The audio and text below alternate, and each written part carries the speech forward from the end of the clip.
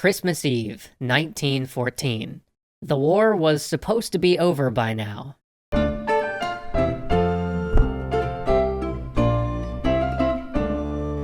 This little holiday special is brought to you by World of Tanks. Use the invite code ARMISTICE if you're a new player who wants to check out the game.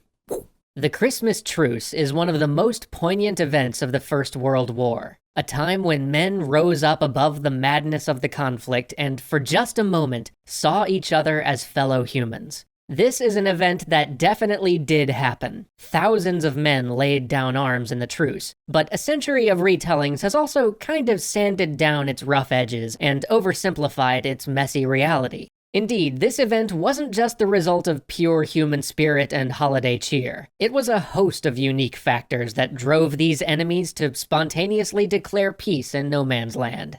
And really, it may not have been all that spontaneous. Small armistices were happening every day.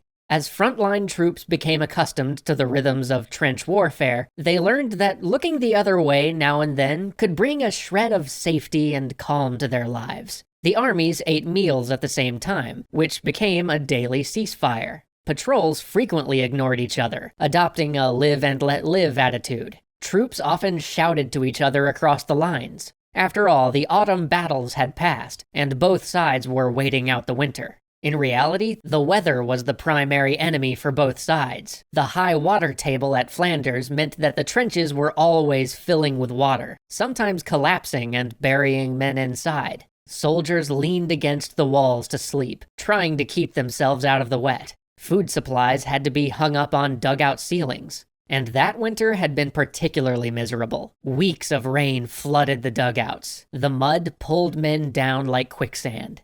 Now, British Field Marshal Sir John French had noticed the hands-off attitude his men were developing towards the enemy, and so he ordered attacks in late December to boost morale. And this resulted in heavy British losses. Concerned about possible fraternization over the holiday, he issued orders that no unofficial armistice would be tolerated. Morale was much better over in the German trenches. After all, they were winning. But many men were also experiencing their first holiday away from home.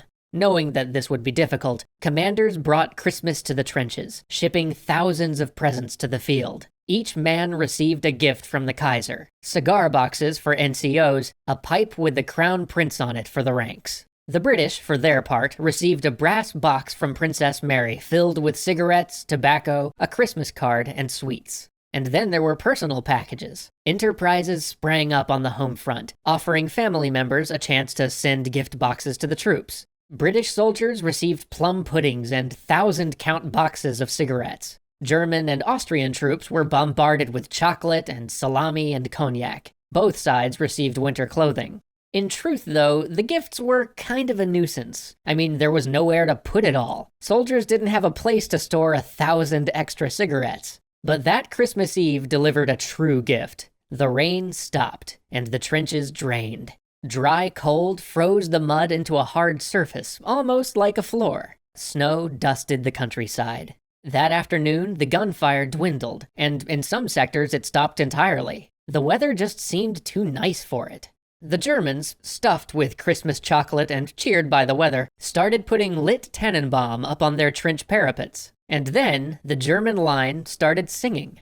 Over on the British parapets, watchmen of the Scots Guard saw lines of lights along the enemy trench. At first, they suspected an attack, but then they heard an ethereal sound drifting across no man's land. Stille Nacht, heilige Nacht, the original Austrian version of Silent Night.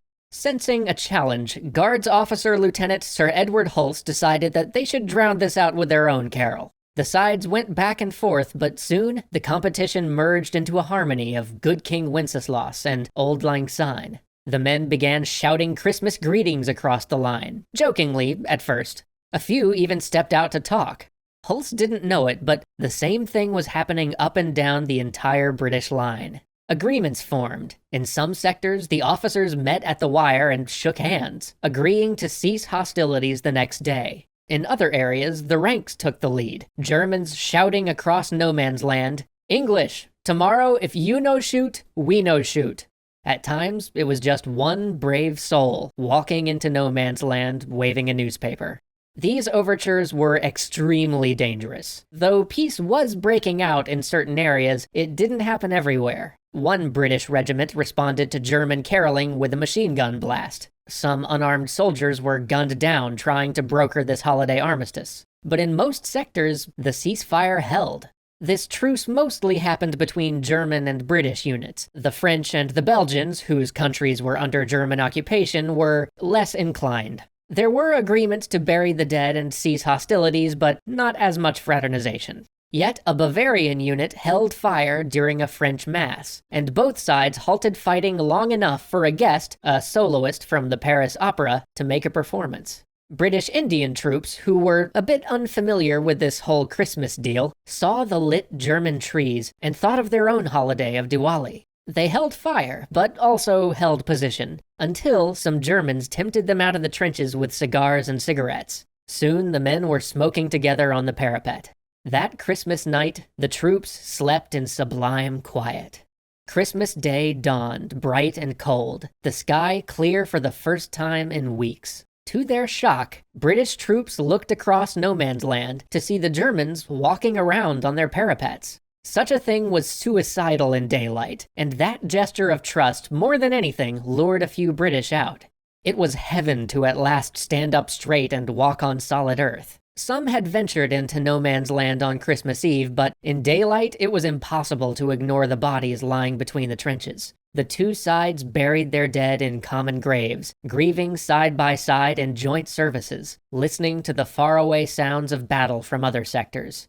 And that shared experience broke down the wall. Soldiers milled about together in no man's land, swapping overabundant gifts from home. British beef for uniform buttons, chocolate cake for barrels of beer. They exchanged hats. One German barber gave haircuts. The men chatted. After all, they shared so much in common. They lived in the same fields under the same rain, and they were equally sick of war. Besides, they were curious. What was life like on the other side? Who were these enemies? One British officer was perplexed to learn that his new German friend believed the armies of the Kaiser fought for freedom. That was impossible, the officer responded. We're fighting for freedom.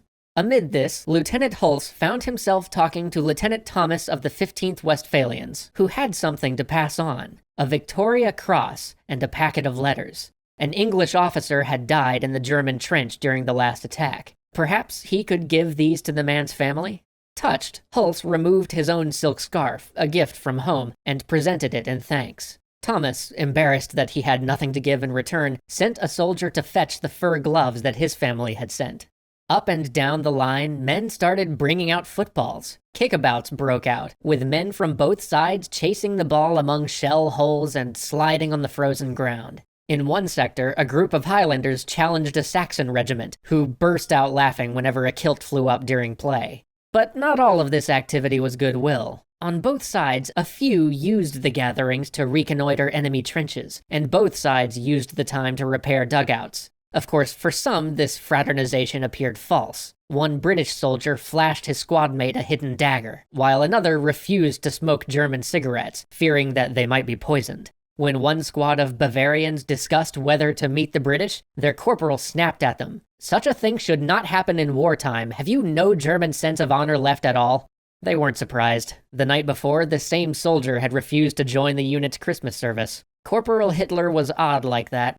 But his disapproval reflected the general's view. This was exactly the situation that Field Marshal French had feared. Commanders dispatched senior officers to threaten disciplinary action and insist that the men restart the war. In some sectors, the armistice came to an orderly close. Officers from both sides saluted and fired revolvers into the air, signaling that, all right, the war was back on. In a few places, troops resisted until nearly to New Year's Eve, but the generals would not have it. German command dispatched snipers to break the ceasefire. French ordered an artillery barrage, letting the machinery of war roll over the human connections of the frontline troops.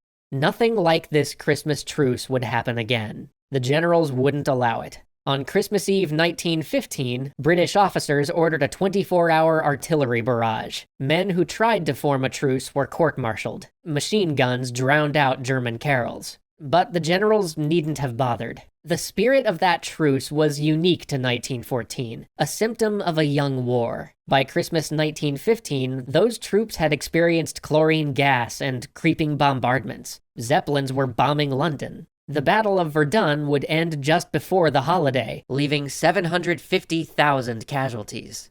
Indeed, many of the men who celebrated in no man's land that day would never see another Christmas. One of those unlucky ones was Lieutenant Sir Edward Hulse, who had sung carols and given a German officer his silk scarf. He died 3 months later while trying to save a wounded comrade. He was 25.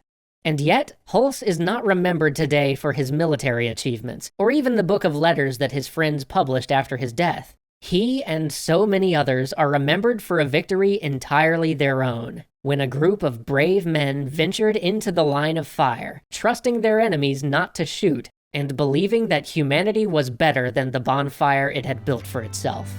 Happy holidays, everybody.